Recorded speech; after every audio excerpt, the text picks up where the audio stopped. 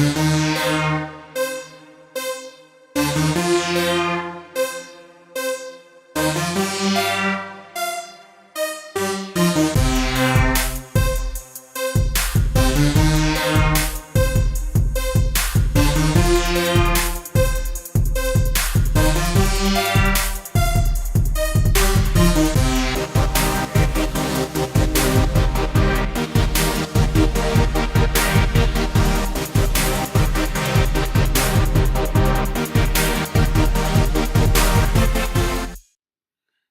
everybody! Welcome to the Beantown Beatdown. Matthew Welcome Bars. back. Gabe Chalmers. And the dog will be in later on. He's running late. Yep. And right now we got some red Moscato cherry wine from Arbor Mist. All right. Hell yeah. We don't have to take our clothes off to have a good time. Oh no, we could dance and party all night and drink some cherry wine. There we go. Oh. Awesome. And I'm in my Gay Pride tank top. We'll be explaining more about that and the topics that we talk about today. Yep, and today's show we're talking about our countdown to UFC 215, GSP and Michael Bisping live from Madison Square Garden. Also, we're going to be doing a Countdown to Showdown show that night. Saturday night. It's live on Facebook for those. On our Facebook page at 9:30. So be on the lookout for that. Cheers. Nice cherry wine, just like in the song. The wine is good. Fan-frickin-tastic is what it is. Oh yes, it is. And let's get a rundown of the matches, predictions. The first match, Johnny Hendricks versus Paul Barachina.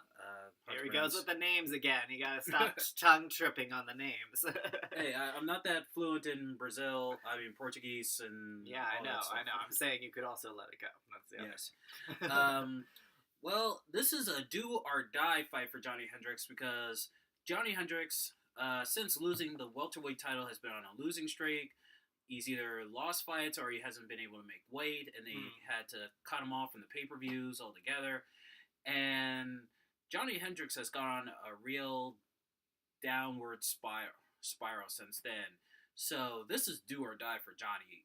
Either he wins this fight in a spectacular fashion, or else the UFC is going to cut him.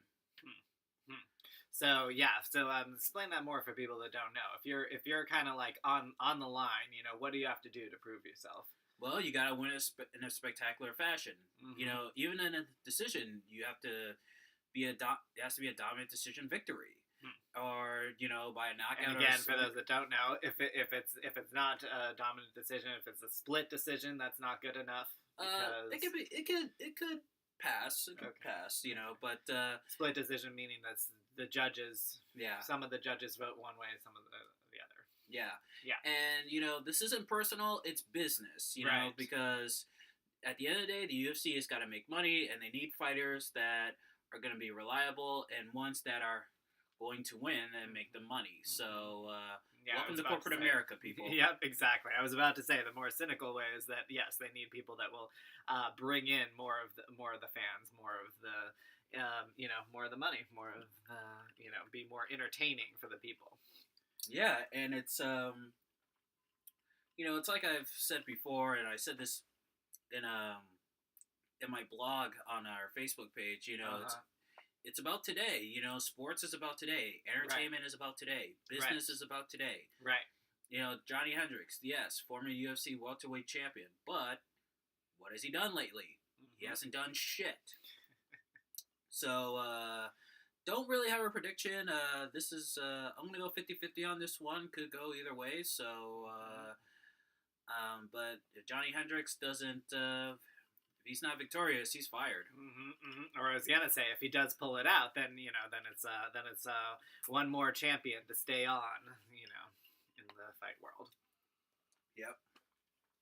And our second bout of the night, the return of Stephen Wonderboy Thompson versus Jorge Masvidal. I've heard you talk about Wonder Boy, so. Oh yeah, remember the yeah, we saw him fight on my birthday for the welterweight title. Right. Yep, and of course he lost the rematch, and then had to take some time off from knee surgery, but now he's back. And Jorge Masvidal, always a good crowd favorite, always puts on exciting fights as well. A little tough for me to choose, because I like Masvidal as well. I think he's hasn't really gotten his due yet. But I gotta go with Stephen Wonderboy Thompson on this one. I was about to say, Wonder Boy, what is the secret of your power? Who sings that? I'm pretty sure it's Tenacious D, actually. There's the band that Jack Black started. Oh, yeah. Oh, I never heard that one. Yeah. Well, Wonder Boy, he got his name from years in karate and kickboxing.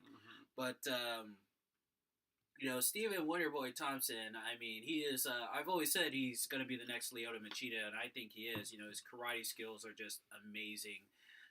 Granted, this is his first fight after a knee surgery, so it's gonna be, it's gonna be a little challenging to see if he still has that spring in his step. Can he still pull off those spinning back kicks and those, jumping kicks? Wop, wop, wop, wop, So yeah, exactly. That's when you're really tested. That's kind of the stuff that movies are made of. You got to go out there on that knee. You got to make it work. You know what I mean? Well, yeah. In fact, he's actually still a karate teacher too. Him and his father. There we go. So there we go. Yeah, pretty much everyone that in the family knows karate. So yeah, even this one of his sisters is a former female kickboxing champion. Well, there you go.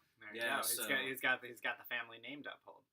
Oh yeah, I wonder what Thanksgiving and Christmas dinners are like at the Thompson family household. Man. Yeah, if you thought knockout dragouts, in regular families were bad. Woo. Yeah, they probably have to fight over who gets the big drumstick, or who gets the biggest piece of ham.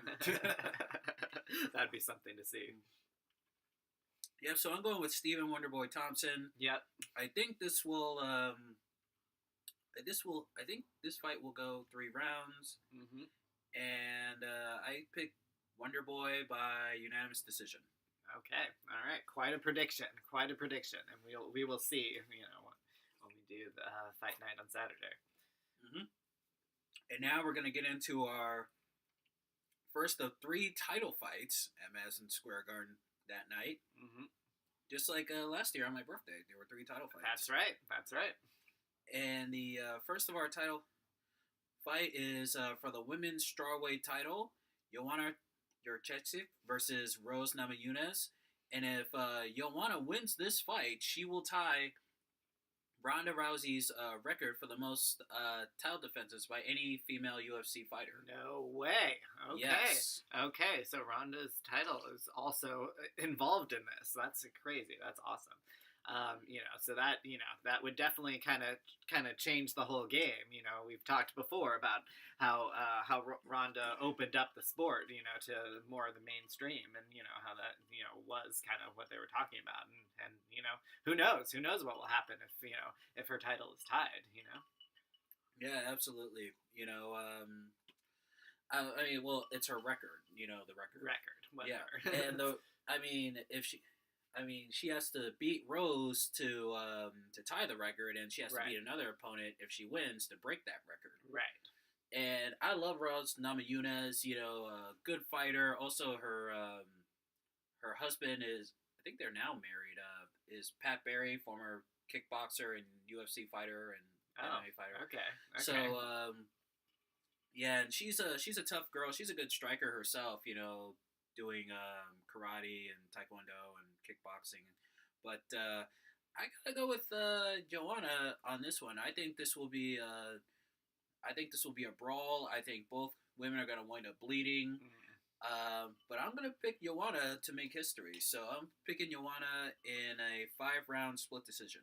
Okay. Yeah, Rose is tough. I don't see Rose going away easily. Right. Interesting. Fascinating. All right. So that's the first title fight, right? Yep. Second title fight, a big grudge match.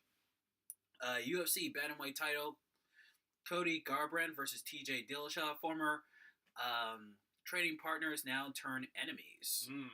Really? Well, that's always fascinating, isn't it? Well, yeah, Cody is now the champion, and Dillashaw was the champion, and then he lost, and then Cody took the title, and they were former training partners, and for Uriah Faber, and then the team split up, and now they're at each other's throats. Wow, fascinating. So yeah, that's got to be for the people that have followed their careers. That's got to be something big to see.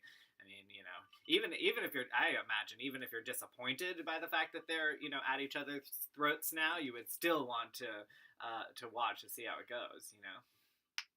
Oh yeah, absolutely, and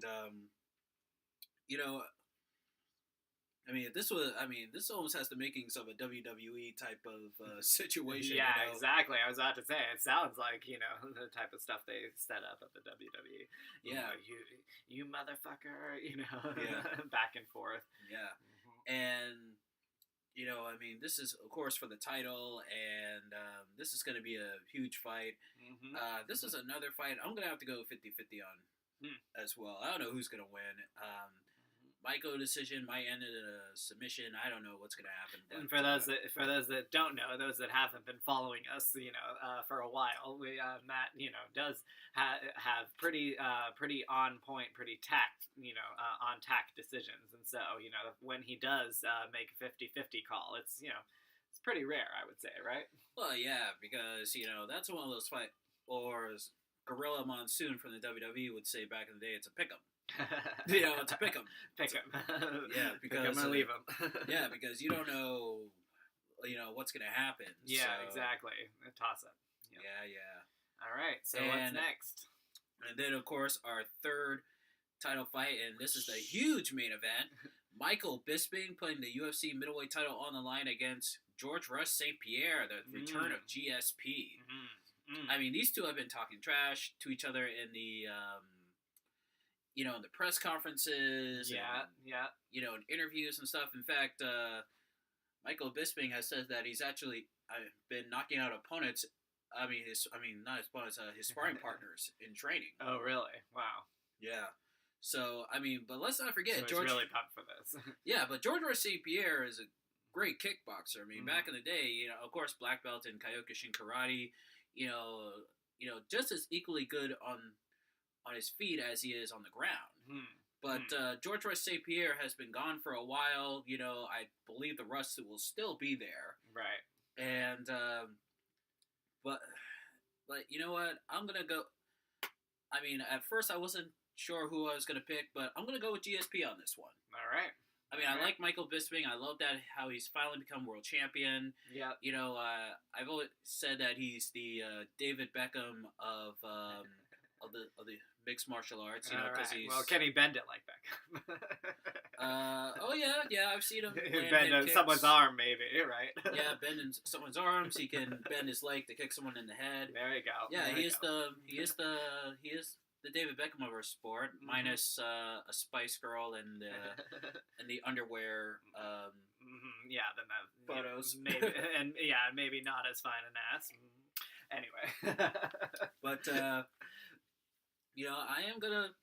I'm gonna go with George Roy St. Pierre with this one. I think it'll be a split decision, and I will pick George Roy St. Pierre to win. And very good. That's that. That's his predictions. Mark him in stone, people. Mm-hmm. And now we're gonna get into our to a blast from the past, and as I mentioned before, last year on my birthday. The UFC fought in Madison Square Garden, their first time in Madison Square Garden on my birthday. That's right. It was history. Oh, it was definitely history. For one, it was on my birthday. I was like, yes, it's on my birthday. Exactly. Yes! You can't ask for something better than that. Yeah, remember we had a birthday party at my house. Oh yeah, yep. He had a pretty rocking party. Oh yeah, again, not to throw you under the bus, but you... He's going to mention that I was late again. Get over it. Yeah. All right, I'm going to step out for a second. But yeah, okay. Keep going. Yeah, he was late, actually. And also, his his ex-boyfriend Jabari. Hey Jabari, what's up? What's going on, man? Yep. Hi, Jabari. Shout out. Yeah, he was there, and so was his female friends, and and then well, of course, the dog came as well, and me and the dog, we actually went to go get some beers. We went to go get some Miller Lights for the guys, and also Carlos was there as well. Oh, hey yeah. Carlos, what's up? And we had a good time watching the preliminary fights. Of course, by the time it was time to start the pay-per-view, the guys, Jabari and them had to leave. They went to go watch the rest of the fight at someone else's house. All right. Continue the story. The story. And it was just it was a phenomenal night. I mean, I remember, Zac Efron and Madonna were in the audience that's that right, night. That's right. Yeah, it was like, wow, Madonna at a UFC event? Who would have thought? That's, some major cameos. Yeah, I think Alex Rodriguez was there, too. I think Rodriguez and Jeter, they were both there. But as far as the fights go, I mean, it really was a really historic night because... almost said prehistoric, but yeah.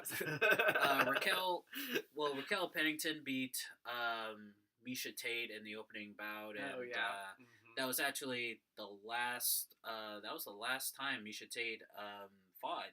She announced her retirement right there, and I remember watching it with you guys. I was like, wow, she's retiring. Yeah, wow. I know, that's pretty crazy because I mean she had the title at one point, right? Yep. So she had the title. She took was she the one that took it from Ronda? No. Holly took it from Ronda. And Misha took it from Holly, and then the Brazilian girl whose name I'm blanking out on took it from her. Yeah, exactly. And we talked before in the past, another episode, about how it was a hot potato, basically, 1 to 1 to 1 to 1. Yeah, he kept getting passed along. Yeah. Oh, Gadelia, that was her name. Yeah. Okay. And then also there was the Wonder Boy versus Woodley fight. First they said that Woodley won, but then the judges made a mistake and said that it was a draw. Oh, wow. Yeah. And then yes, and that would be a controversial call, as bad as any in basketball, right? Yeah. And then there was the Rose Namajunas. She had her fight and she won by a decision. And that was tremendous. I mean, that was her first fight in Madison Square Garden as well. Oh, there you go. There was a lot of firsts there that historic night. And also, what else I was about to say? Oh yeah, the fight between Conor McGregor and Eddie Alvarez. You actually left before that fight happened. Yeah, that's right. Yeah, oh man, I think I gave you a little bit. No, I didn't give you any shit, but I was just like, you missed a good fight, man. Right. Yeah, me and the dog, we had to go watch that fight ourselves. Watching it. So yeah, but it was a good fight then. Oh yeah, it was. I mean, Conor McGregor holding 2 belts at the same time. Oh man, yeah. Hey, you want a little more? I was about to say, let's keep it pouring. Yeah, there you go, right there. All right, awesome. Yeah, and I just remember the build up to that fight, man. The build up to that fight was awesome because I actually remember watching the press conference. Conor McGregor, he was late, first of all. Right. Oh. Yeah, he showed up late, but when he came, that's a baller move in one way. Yeah, he came, but when he came, he had he had on a white fur coat, white fur pimp coat. He was like, I was about to say that's pimp. Yeah, he was like, yeah, look at me, I'm dressed like a pimp, and then he went to grab Eddie's belt, and Eddie got pissed off, and and Dana had to step in, and Dana almost got knocked off the thing there, and then Eddie had said that Conor had said some shit about his wife or whatever, and he goes, I want you to apologize for what you said, or apologize, and Conor he goes, suck me Irish balls. Woo! That's something. And hey, since we mentioned the pimp attire, gotta do a shout out since I was just cowboy pimp for Halloween. That is my pimp / Miami hat. Probably what else he wish he could have worn that night. Yeah. Well, so you went to like a Halloween party that night? Yeah, over the weekend. Yes, Yeah. I did. I went to went out both nights on the weekend. Halloween. I spent my night watching American Horror Story and getting diarrhea from eating a whole lot of candy.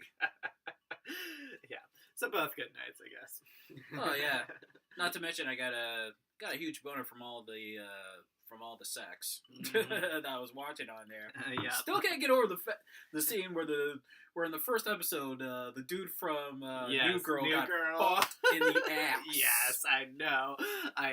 It's such a crazy thing. That was all I heard about for like a week from everyone else, and I was like, all right, I definitely got to watch this scene. And yeah, it's as a New Girl fan, it's true. You don't quite get over it. You don't see him the same way after that. Yeah, absolutely. But getting back to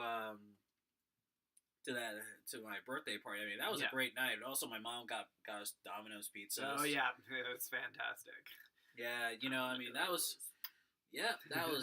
amazing. And what's also historic about that night was I remember it was you, me, Carlos, the dog, and I think Jabari was in there too. Was he? Was he in the kitchen with us? Oh, yeah, I think so.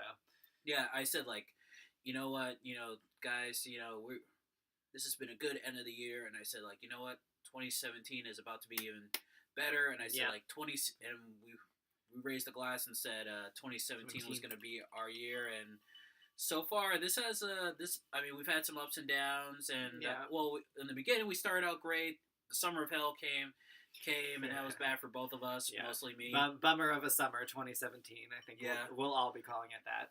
Yeah, but so far this fall, it's been great. We've been doing more shows for you guys. Yep. Doing the Beer and Brawl show, which is, by the way, the last episode, Volume 2 of The Best of Roberto Duran. Once again, watch 36 views. Keep them coming, guys. Keep watching them, because as a matter of fact, I'm doing The Best of Roberto Duran Part 3 Friday night live on our Facebook page at 7:30. And for those that don't know, facebook.com/Beantown Beatdown. Yep, that's us. And let's raise a glass. Yep, 2017. Yeah, 2017, even though the year's quite not over yet. But still, we still have, that actually is better. You know why? That means we still got time to make sure that 2017 is our year. We still got some time to pull it out. Yep, and we're going to make sure that 2018 is going to be a better year for us. Exactly. Yeah, we're always looking to improve, always wanting to do better for ourselves and for our show. And for our fans. Thank you, guys. Yes, absolutely. Absolutely. So I think we'll stop there, and hopefully the dog will be here to do our segment. All right. Yeah. Stay tuned. We'll see you soon. Yep. Hey guys, everybody! We're back, and look who we got here. The dog. Yep.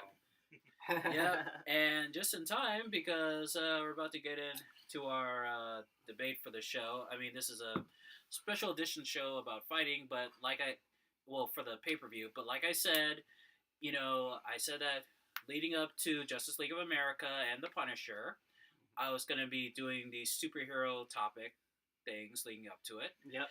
And this is a second one, and this is actually pretty good because we have two gays and a guy. Hey, I just came up with a new show for NBC.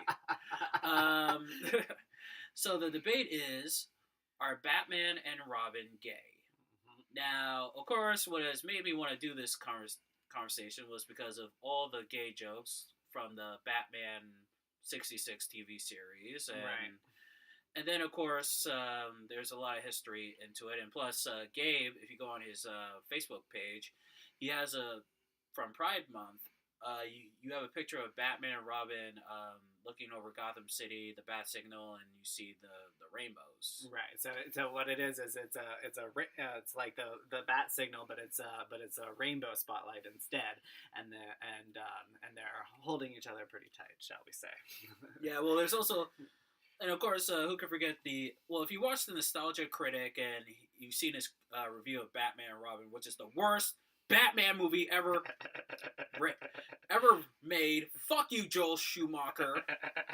Don't get on Matt's bad side about this. Yeah. There was a scene where the Batman and Robin are like getting dressed and stuff, you know, and he goes, and Nostalgia Critic goes, okay, we all know where this is going, and he goes like this, and then the song, the ambiguously gay duo, and he goes, okay, now that we got that out of the way. Yeah, exactly. I was gonna mention that there's the SNL skit called the ambiguously gay duo that is very clearly kind of based on Batman and Robin, I think. Yeah, so the bait is are Batman and Robin gay? So let's start with you, dog. Oh, actually, wait. Well, wait. I wanted to pass it off to him. Oh, okay. Well, we'll start with you, gay. Yeah. So the first question is, in my mind, is actually, you know, are there gay characters? Is there gayness in comic books and in superhero universe? And my short answer to that is Hadoy! Sorry, everyone. Sorry, comic book fans. But yes, there is gayness in comic books. Yeah, you know, obviously you can't deny that they're made to look attractive. You know, that's one thing. I think, you know, kind of we're hoping for more female audience, you know, which maybe they got over the years, maybe they didn't, but that's part of the thing, is that yes, they're kind of looking strong like fighters, but they're also, you know, looking attractive, and so yeah, it's not just women that, you know, respond to that. I don't think you can say the same thing about Wolverine, because Wolverine has been badass for decades. True, but it's not about how bad. That's the other thing. Thank you for mentioning that. It's actually not about how badass you are. You can still be badass, and, you know, a power top, they would say in the gay world. You know, you can still be badass, and, you know, and like men, actually. But yeah. Anyway, I think there's a lot of reasons to say that maybe Batman and Robin are gay. Maybe not every single version of them. That's the other thing. You know, calm down. It's not like I'm saying every single version of Batman, you know, is. There's so many versions. So, you know, all of the superheroes. There's all these different versions, all these different universes, and that's what's freaking awesome about, you know, comic books, is that you can, you know, pick and choose which version, which universe you like. So maybe some of them they aren't, but I think more than a lot of them they are. And yeah, just their relationship, you know, obviously people have noticed for decades their relationship seems a little bit more than friendly. And yeah, Deadpool now is, you know, kind of officially the first queer, you know, queer superhero. You know, even though he does end up with a woman in the movie, it's very obvious that he's queer, and he makes a bunch of jokes about it. Wait, Deadpool is into women. Wait, what do you mean he's... See, there we go. Cognitive dissonance from the straight fans. I'm serious, because like I'm a queer eye for the straight guy over here. Well, does he swing talks both? Yes, he swings ways? both ways. Oh. He talks about how, you know, he says to his when he's cornered, and and all the mostly guys are going to shoot at him. He says, you know, if you come out and surrender now, I'll give you, you know, very kind, even lover-like treatment. You don't remember that? Was that in the movie? Or? Yes, that was in the movie. I'll have to watch that again. I've only seen it twice, but yeah, he's made very. I think he actually made very clear references to sucking dick as well. So yeah, even though his main lover is what's her face, is a woman. Yeah, Marine. Whatever her name is. You know, Which, by the way, I will never let her fuck me in the ass with a strap on. That's one scene. Oh man. Okay. Thanks for volunteering that information. Yeah. Yeah. So no, he is officially queer. You know, whether you want to call him bisexual, swings both ways, curious, whatever. He is officially queer, and that's that. So if he is, then yes, other superheroes are, and yeah, I think Batman and Robin, you know, at least I said at least many versions of them, are gay, and that's why there's so much fan fiction art about it. So I'm gonna pass the ball over to my other main gay. We have you outnumbered this time, which is awesome. So, so my other main gay, take it away, Kev. Thank you, Gabe. He's Gabe. The other main gay over there. Sorry, dog. It's the wine, people. Yeah. The wine. I would say there's a good chance of Batman and Robin being gay. I mean, look at now Superman probably not as much. I mean, there's too much of the whole love for Lois Lane going on, but who's to not hope for maybe Jimmy Olsen maybe being gay, maybe having a boyfriend at some point. Hey, we could go for that. Yeah. we could shoot for that when it comes to Superman. Yeah, exactly. Yeah, I mean, I haven't gotten into all the other characters that could be or couldn't be, but anyway, keep Batman and Robin. I would say could be definitely. Robin is something I've always attracted to. Just the uniform and it's just. Yes, exactly. That's the other thing. Exactly. His uniform is like so flamboyant. I mean, right. I'm sorry. I'm sorry, but Robin's uniform is very flamboyant. Batman's maybe not as much, but Robin's yeah. Of course, by Robin, you mean the Dick Grayson Robin, because there's been a whole lot of Robins over the years. So. Right. Yeah, like I said, multiple versions, but I think a lot of versions, his costume is actually pretty flamboyant too. Maybe not all of them, but a lot of them. A lot of them, even in the comic book Robins. Mm-hmm. Yeah. Well, here's my thing, and to get back to what was it you were saying about the Deadpool thing. I had a little quick story. I was talking to a girl on the train one time, and I was talking to her about the Deadpool movie and comic books because she was like an art teacher in school. Uh-huh. And she actually took her kids to go see the Deadpool movie. Yeah. Yeah, the part where Moraine was fucking him in the ass. I said like, you let him see that part, and she says, yeah, the kids wanted me to see it, and plus the parents trusted me, and I mean, can you imagine, like, she had to tell them, like, eyes on the floor! Yeah, exactly. Yeah, that also reminded me of that scene of The Simpsons where Marge and Homer went through that period of having sex in public, and then... Oh, yeah, yep. And there was, like, a church right there, like, church where everybody could see everything, and then Homer's ass winds up, on there, and the Reverend's like, okay, quickly, eyes on the floor! Eyes on the floor. And he looks at it and goes, eyes on the floor. Eyes on the floor. Eyes always on God's floor. Exactly. That is a whole other scene that I didn't even think about. Yep. Yeah, that's right.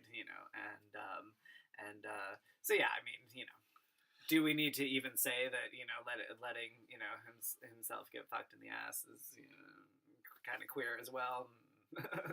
Hey, let me tell you. Hey, listen, she's a hot chick. I mean, Don't get me wrong, she's a hot chick. Yeah. But there is no fucking way I'll let her fuck me in the ass with a strap on. Okay? No fucking way is she gonna fuck me in the ass with a strap on. Okay? But now we know what Matt is not into. Yes, exactly. Yeah. Yeah, exactly. But here's remember that, ladies. Yes, remember that. But here's my thing on it. Well, also, if you ever go through the history of comic books, there was a psychiatrist named Frederick Wertham. I think that was his name. He was back in the 30s and 40s. He would visit like juvenile hall detentions and like mental wards, and he found out that most kids read comic books, and he thought that comic books were evil. He said that Superman was bad because he said like Superman represents like someone doing bad things to people while you himself enjoy it. And then he said that Batman and Robin were a pair of homosexuals living together. And again, this was at a time when gays were not accepted. Yeah. And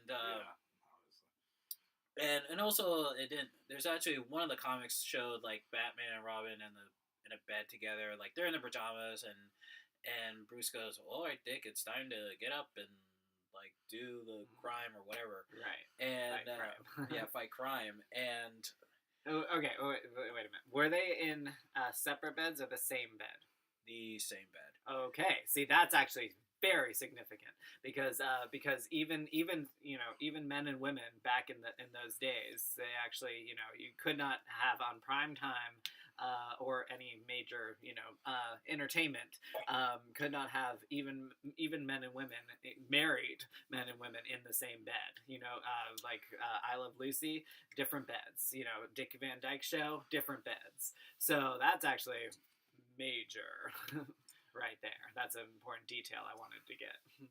Well, also, this was way before television, Well, Yeah, still, Batman that makes it even yeah. more important. They probably couldn't draw it, back then, especially. So. Yeah, and also, what else I was about to say?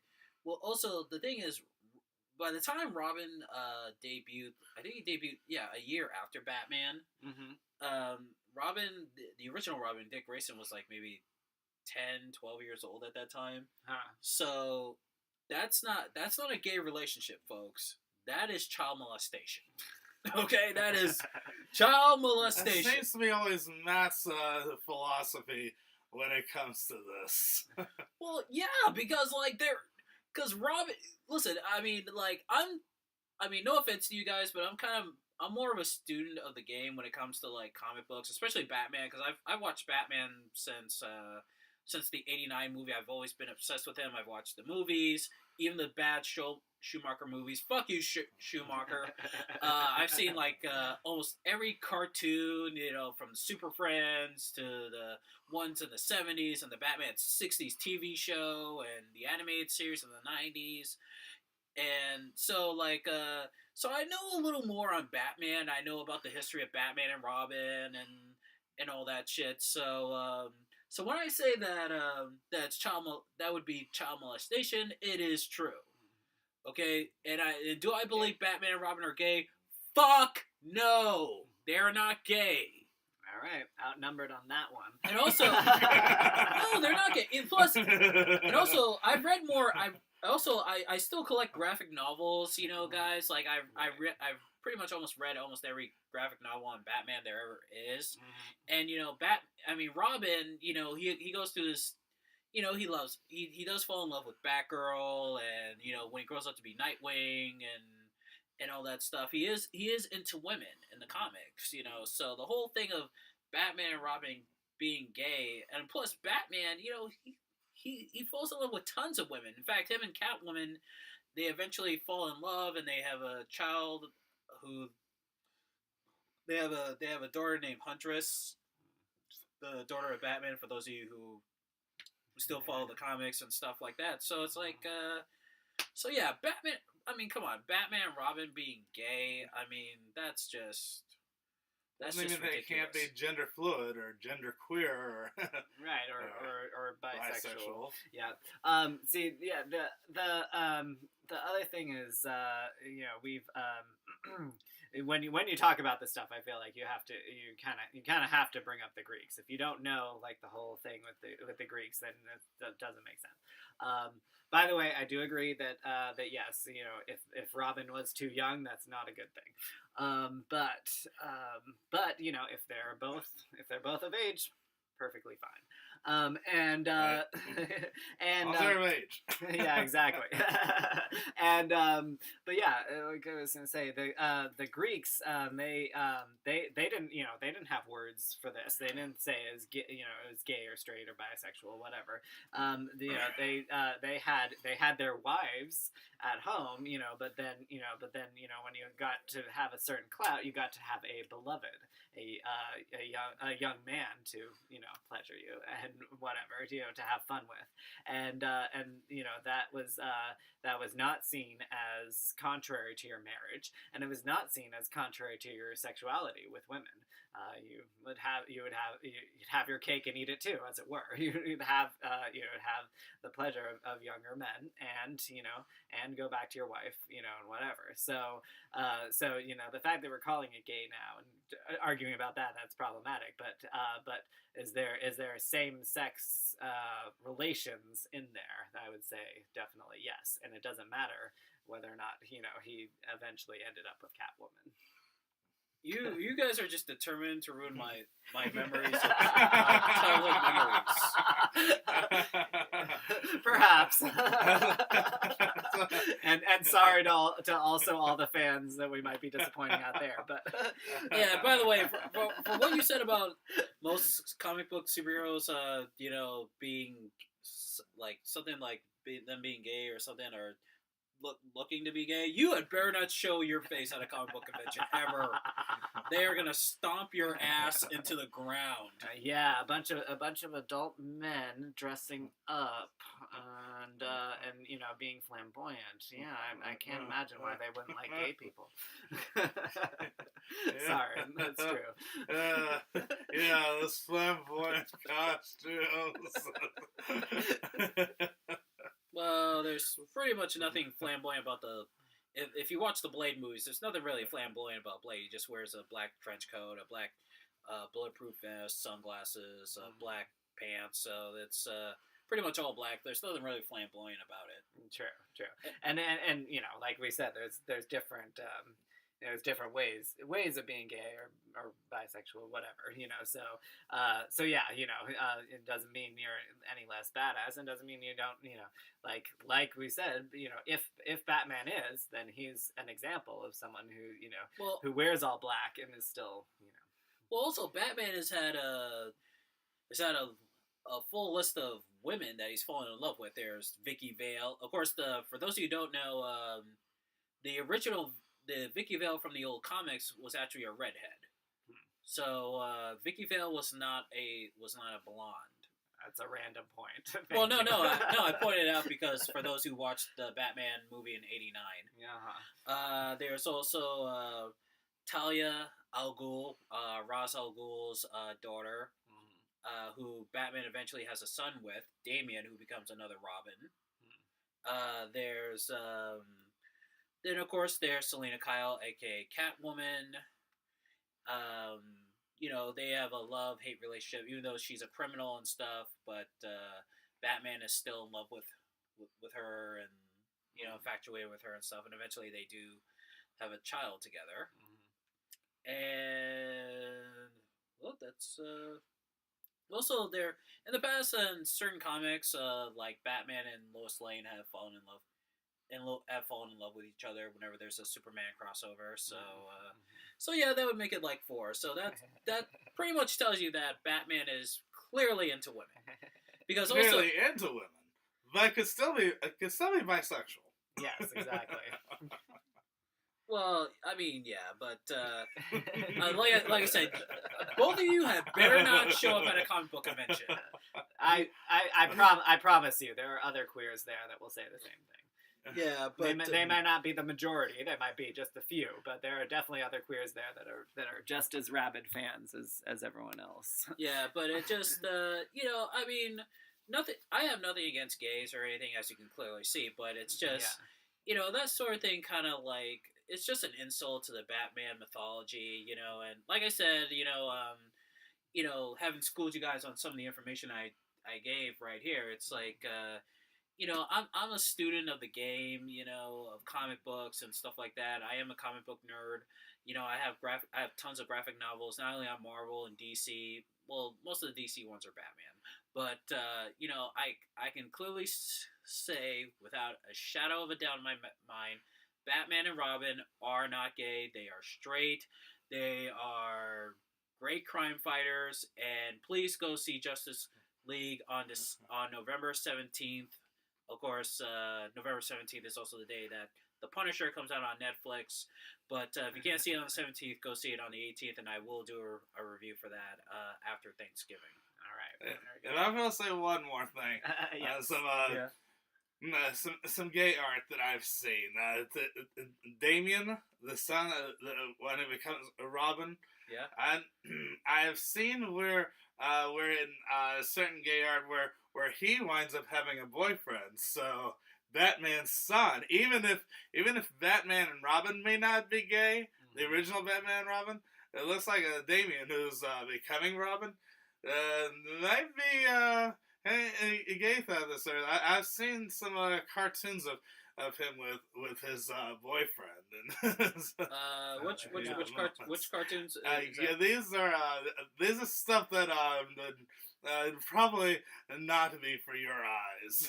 Wait, is this on a gay porn website? See, I haven't even brought up gay porn. I was gonna say there is some gay porn about superheroes. But, yeah, there is some stuff. Mm-hmm. Oh, because if that's on a gay porno website or something, that's just a bunch of dudes that are just making superhero porn parodies trying to make money off. And I've actually and those are mostly corny, except for one where I saw where Batgirl was trying to apprehend the Catwoman, and the Catwoman had like a magic cigarette and blew smoke in her face, and she became Batgirl became her sex slave and fucked her with a strap on. I've actually seen that 3 times. Actually, you don't say. Oh yeah, that was pretty good. That was a pretty good porno if you're straight. Yeah. What was I gonna say though? Oh yeah. So this is the thing. This is the argument that we're going to be having into the future. And whether you like it or not. I'm sorry.